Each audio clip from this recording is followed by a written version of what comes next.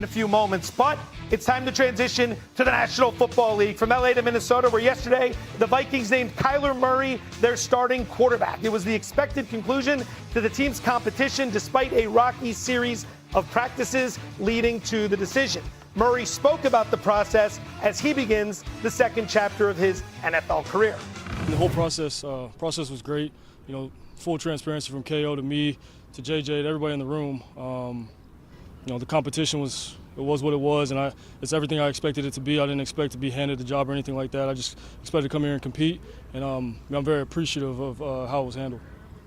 All right, sit back, relax, get ready for some NFL talk. Shefty, Lou Riddick, and Harry Douglas all here. Empty the notebook for us, Shefty. How did the Vikings get to this decision? Why'd they do it now? Well, the first thing I noticed there is that Kyler Murray is prepared for Minnesota. He's got his pom-pom hat on right there, and he's ready for the cold winter. He's been preparing for this opportunity all along. He hand-chose Minnesota, knowing the type of success that other quarterbacks have had going through there. We saw Daniel Jones do okay for himself, Sam Darnold do okay for himself, and now Kyler Murray is following that same path that other veteran quarterbacks have gone on, thinking that he can salvage his career and betting on himself, too. In the last year of his contract, the Vikings are paying him the veteran minimum, and he has a clause in his contract that they can't tag him. So, if he plays great this year, you would think he's going to want to stay in Minnesota, lock it down there. They're going to want to lock him down, having lost other veterans they didn't want to lose before. It's all set up,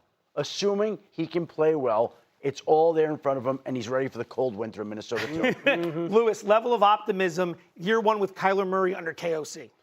Look, I think it's got to be high. Look, I think if you can go back and if you can reach back in the time machine in the past, and you can get 2024 Kyler where he was top 10 in all meaningful statistics, I think you're looking at Minnesota as being a favorite to win the North. Look, operating under center, play action pass, full field reads, delivering the football third level with touch and accuracy. These are the things he showed in 2024. This next clip you're going to see here against Seattle, this is the kind of thing that you want out of court. This is quarterbacking 101. Recognizing pre-snap reads as far as coverage rotations, understanding what your matchups are, alerting your wide receivers to the matchups that you have, and then going ahead and picking on that matchup and executing. That's the kind of thing that KOC was talking about back in March when they signed him. He said, look, I know there are people who believe that maybe he doesn't fit my offense, based upon what he has done in Arizona under Cliff Kingsbury. I believe he does. Those snaps right there, those clips right there, those are the kind of things that KOC is talking about. And if you can get that on the field, and he can stay on the field to 15-plus games, Minnesota's going to be right there in the North contending for supremacy in that division.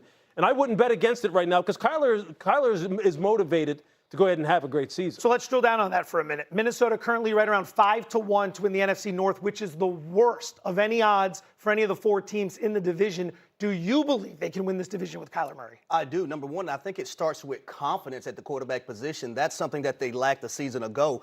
The difference between J.J. McCarthy and Kyler Murray is this. Kyler Murray is a guy that understands and knows 1,000% that he can play at a high level in this league. J.J. McCarthy right now, he's still trying to find his way and hope that he can play at a high level in this league. Number two, I would add the ability to win the NFC North. This team went 9-8 a season ago. I'm going to read some stats about their defense that's going to be pretty alarming on why they didn't make the playoffs a season ago.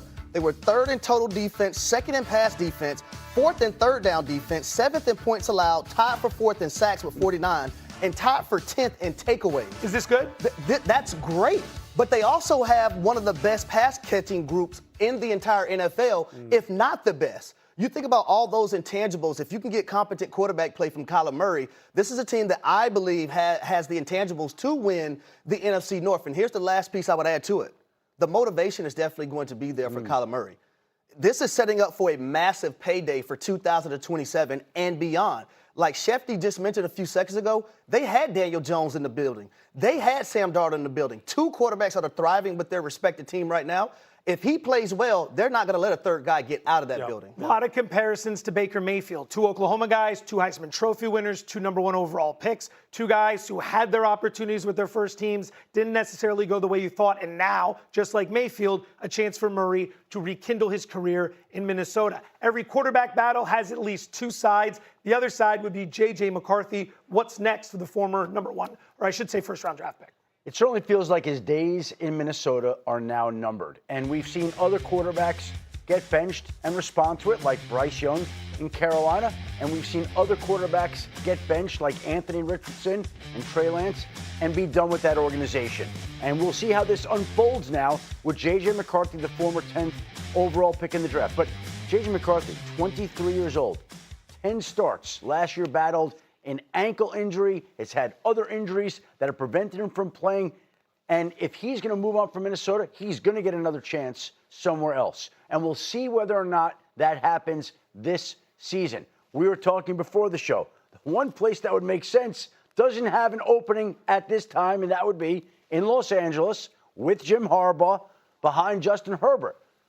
Justin Herbert will be one injury away from the Chargers calling the Vikings and saying, hey, what would it take to get J.J. McCarthy? That would be something, considering they won a national title together at Michigan. Yeah, the most important thing is the fit for J.J. He has to go somewhere where people believed in him prior to his entry into, the NFL draft and his time in the NFL.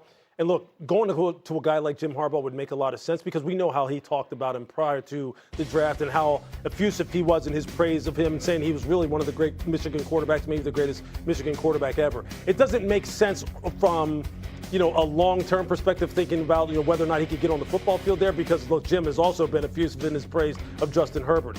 But JJ, I still think, is going to have a fine career in the NFL. I was a big believer pre-draft. I still am. I am very much so in tune to just how situations can really dictate your future. It's just not going to be in the cards in Minnesota. I didn't believe that going all the way back to when they first expressed interest in Kyler Murray anyway. I'm going to keep this very, very simple for J.J. McCarthy. It's about how do you overcome adversity, right? You're going to face adversity in your life for as long as you're on this earth. How do you overcome that? And you also have the pen and you write the ending of your story. This doesn't have to be the ending for J.J. McCarthy. No, we've seen it before, especially with a guy like Sam Darnold, who's kind of the poster child of a player who bounced around the league quite a bit, found his home in Seattle, won a Super Bowl. Plenty more from these three throughout the course of the show, including this topic coming up. The other quarterback battles, including who will be the top dog in Cleveland, Watson or Shador. Adam has the latest, and Lewis and Harry are fired up to talk about it. Plus, it's the